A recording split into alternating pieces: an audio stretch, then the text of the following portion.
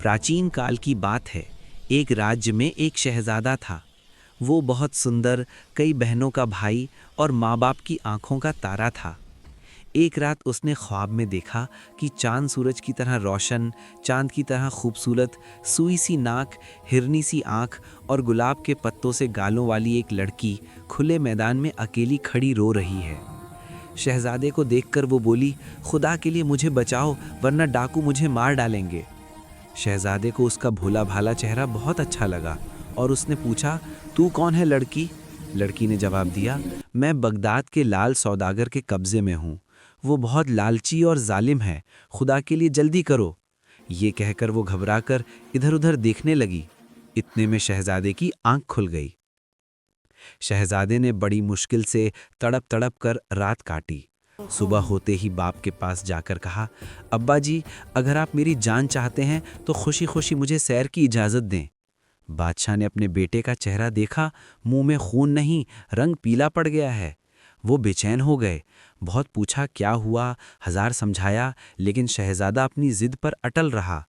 जब कोई नसीहत काम न आई, तब लाचार होकर बादशाह ने उसे इजाज़त दे दी और शहजादा फौरन सफ़र का सामान बांधकर, सोने के सिक्के और जवाहरात से झोली भरकर, सबको रोता छोड़कर बगदाद की तरफ चल पड़ा। रास्ते की उम्र कम हो और मुसाफिर की उम्र लंबी हो। चलते चलते वो कुछ ही दिनों में जंगल, वीरान मैदान पार करके बगदाद जा पहुंचा। लाल सौदागर शहर में मशहूर था। उसके घर जाकर उसने बांधियों को देखा। सौदागर ने शहजादे को एक सीधा साधा खरीदार पाकर पहले दूसरी बांधियों को दिखाया। उनमें से शहजादे ने किसी को पसंद न किया तो आखिर में वो लड़की आई। शहजादे ने पहली नज़र में उसे पहचान लिया और पूछा, इसका क्या दाम है? सौदागर बोला, इसका दाम जवाहरात से तौला जाएगा। तराजू के एक पलड़े में इसे बिठाओ और दूसरे में सोना, मोती, हीरे, लाल रखो, तब इसकी खरीद फरोख्त होगी। शहजादा तो उसके लिए बेताब था, फौरन झोली उलट दी। उसके पास जो कुछ धन दौलत थी, लड़की के वजन के बराबर करके तौल दी। लड़की को घोड़े पर बिठाकर सराय में आया और अच्छी पर्दा नशीन एक कमरा किराए पर लेकर रहने लगा। उसने लड़की का नाम गौहर रखा। 2-4 दिन में सफ़र की थकान दूर हुई तो काजी साहब को बुलाकर उस लड़की से उसने शादी कर ली। दिन ईद जैसे थे और रात शबे बारात जैसी। बहुत ऐशो आराम से वक्त कट रहा था। यहाँ तो कोई आमदनी थी नहीं, सिर्फ खर्च ही खर्च। कुछ ही दिनों में उसके पास जो कुछ पैसा बचा था वो ख़त्म हो गया। शहजादा उदास रहने लगा। अब क्या होगा? न घर वापस जाया जाए, न परदेश में रहने का कोई ठिकाना है। क्या किया जाए? एक दिन इसी फिक्र में चुपचाप सर झुकाए बैठा था कि गौहर ने पूछा, मैं देख रही हूं तुम बहुत चिंतित हो। शहजादा बोला, हाँ गौहर, फिक्र ना करूं तो क्या करूं, मेरे पास पैसा नहीं है, वतन तक पहुंचना भी मुमकिन नहीं है।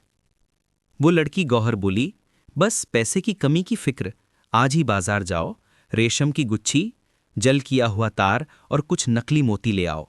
खुदा की मेहरबानी से मैं ऐसी एक कला जानती हूं कि सैकड़ों रुपए कमाए जा सकते हैं। शहजादा फौरन बाजार गया और गौहर ने जो जो सामान मांगा था खरीदकर उसे दे दिया।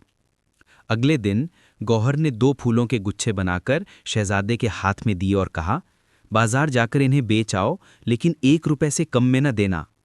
शहजादा गुच्छे लेकर चौंक गया। सब लोग उसके खरीददार थे। थोड़ी ही समय में हाथों हाथ बिक गए और उसे मनचाहा दाम मिला।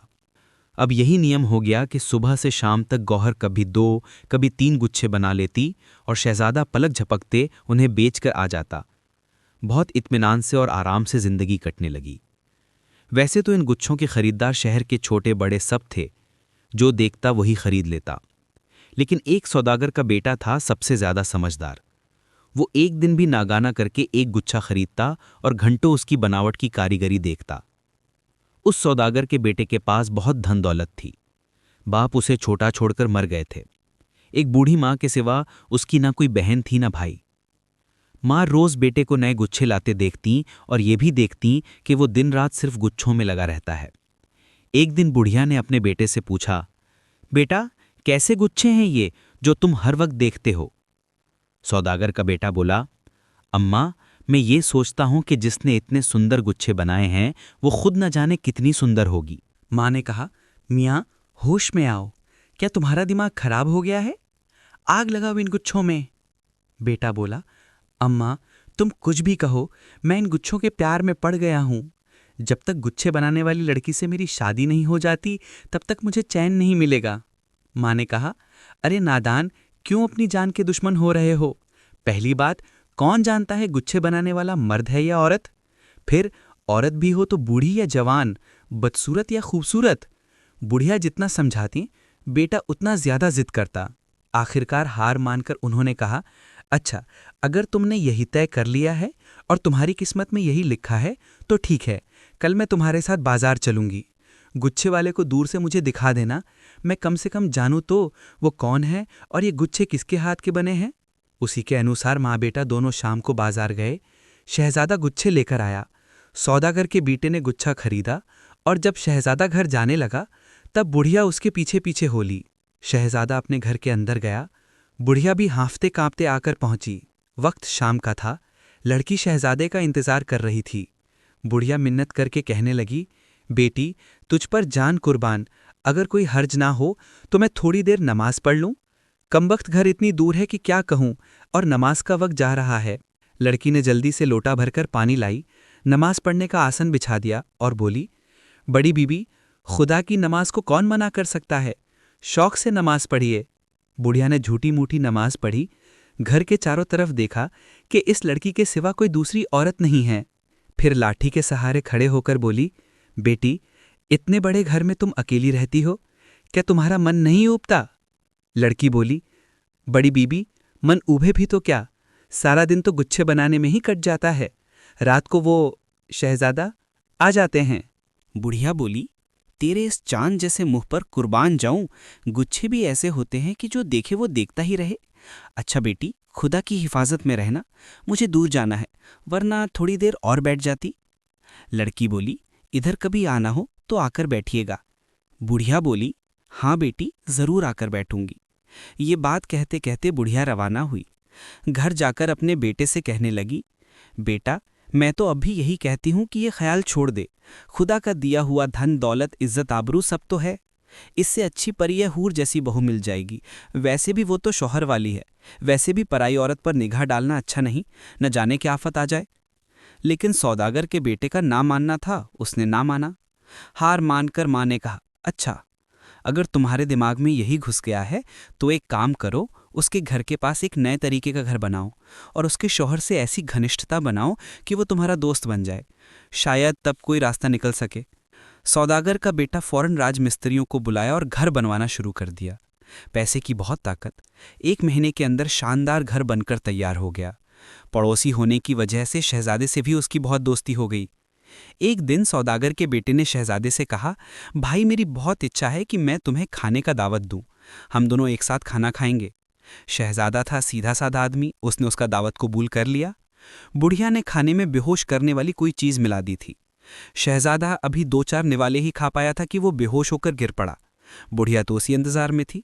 उसने जल्दी से शहजादे की उंगली से अंगूठी निकाल ली और एक बांदी को उसकी बीवी गौहर के पास भेजा कि अंगूठी को निशानी के तौर पर दिखाकर कहे कि तुम्हारे शौहर ने तुम्हें बुलाया है। इधर गौहर को इस धोखे के बारे में कोई अंदाजा नहीं था। वो फौरन बांदी के साथ चली आई। उसे एक खूबसूरत सजे सवरे कमरे में बैठाया गया। बहुत खातर तवाज़ो की गई। इतने में सौदागर का बेटा आया और बोला, तुम जानती हो कि मैं इस शहर के सबसे बड़े सौदागर का बेटा हूँ, राज दरबार तक मेरा असर है, मैं तुमसे शादी करना चाहता हूँ। मैंने तुम्हारे लिए ये महल बनवाया है। अगर तुम खुशी खुशी मुझसे शादी करने को राजी होती हो तो खुशी खुशी करूँगा, और अगर ज़बरदस्ती राजी होना पड़ता है तो ज़बरदस्ती करूँगा। अब तुम मेरी कैदी हो। गौहर ने जब ये बात सुनी तो उसके पैरों तले की जमीन खिसक गई कि ये क्या माजरा हुआ, बैठे बैठे ये कैसी आफत आई। गुस्से से उसका चेहरा लाल हो गया। उसने बद्दुआ दी, अफसोस किया और निंदा की, लेकिन वो और क्या ही कर सकती थी। औरत का कोई सहारा नहीं। अपनी लाचारी देखकर मन भर गया और वो रोने लगी। सौदागर के बेटे ने मन ही मन सोचा कि इस वक्त ज़्यादा जोर डालना अच्छा नहीं, जाएगी कहाँ, 2-4 दिन में अपने आप ठीक हो जाएगी। वह सामने से हट गया। उधर शहजादे को जब होश आया तो उसका शरीर कमज़ोर पड़ चुका था। सीधा घर पहुंचा। गौहर का कोई पता नहीं। चारों तरफ देखा, आवाज़ दी, वो होती तो जवाब देती। अनजान बस्ती, न कोई दोस्त न कोई मददगार, हताश होकर पागलों की तरह बाहर निकल गया। जिससे भी मुलाकात होती उससे ही पूछता, क्या तुमने मेरी गौहर को देखा है? वह गलियों गलियों गौहर गौहर चिल्लाता फिरता। ऐसी हालत हुई कि लोग उसे इश्क पागल दीवाना समझने लगे। लड़के पत्थर फेंकते, सौदागर के बेटे के नौकर आकर ठिठोली करते, और जब उस तरफ आता तो धक्का देकर उसे दूर हटा देते। खुदा की इच्छा ऐसी ही कि एक दिन बादशाह के इत्र बेचने वाले की सवारी जा रही थी। शहजादे को जब उसने हाय गौहर कहते सुना तो लोगों से पूछा, ये कौन है और ये क्या चाहता है? लोगों ने कहा कि ये एक पागल है, बहुत दिनों से इसका यही रट लगा हुआ है। इत्र बेचने वाले के मन में कुछ खटका लगा। शहजादे को बुलाया और पूछा, मियाँ तुम्हें क्या हुआ है? हाय गौहर कहते क्यों घूमते हो? क्या तुम्हारा कोई मोती खो गया है? शहजादे ने आंखों में पानी भरकर शुरू से आखिर तक अपनी सारी घटना उसे सुनाई। इत्र बेचने वाला था बहुत साफ दिल का आदमी।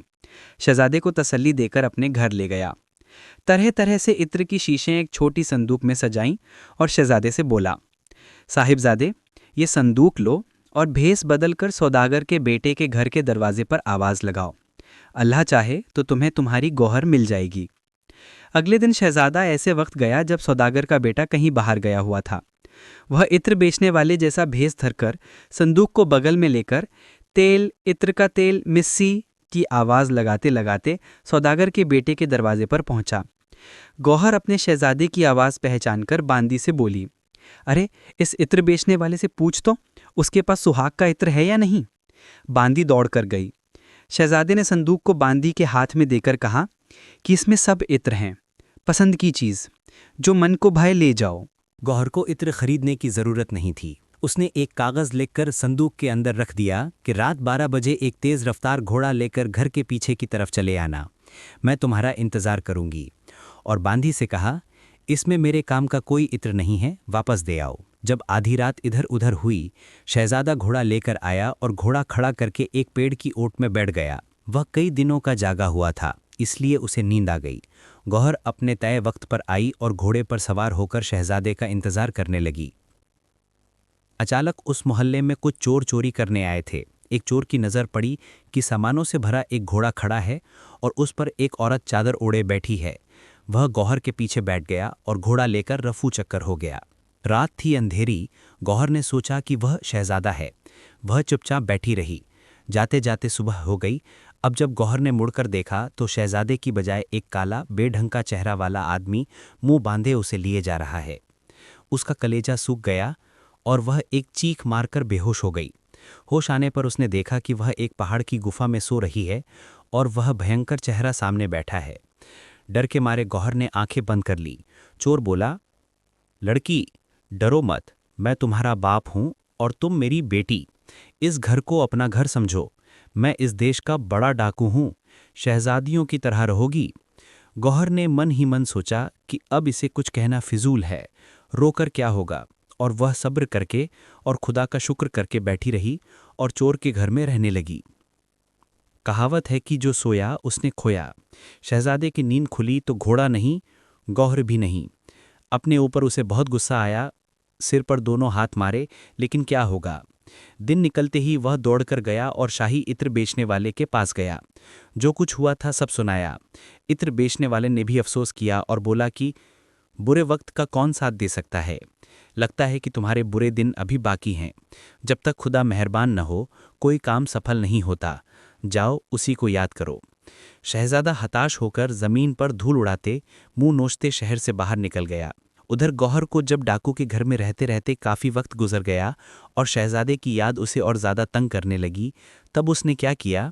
तब चोर कहीं लंबे अभियान पर गया हुआ था। उसने मर्द का लिबास पहनकर घोड़े पर सवार होकर जिस तरफ मन चाहा उस तरफ चलना शुरू कर दिया। वह घोड़े को तेजी से चला रही थी कि सामने से एक टीले के नीचे बहुत सारे लोग खड़े दिखाई दिए। गौहर को देखकर उन्होंने चिल्लाना शोर मचाना शुरू कर दिया कि खुदा ने हमारे लिए बादशाह भेज दिया है। पास पहुंचने पर सबने सिर झुकाकर सलाम किया। गौहर हैरान होकर पूछा, तुम कौन हो और मुझसे तुम्हें क्या ज़रूरत है? उनमें से एक आदमी जिसे सबका मुखिया लग रहा था, वो आगे बढ़ा और बोला, हमारे देश का ये नियम है कि जब बादशाह मर जाते हैं तो शहर के बड़े बड़े लोग इस टीले के नीचे आकर खड़े रहते हैं। जो मुसाफिर सबसे पहले आता है उसे हम बादशाह बनाते हैं।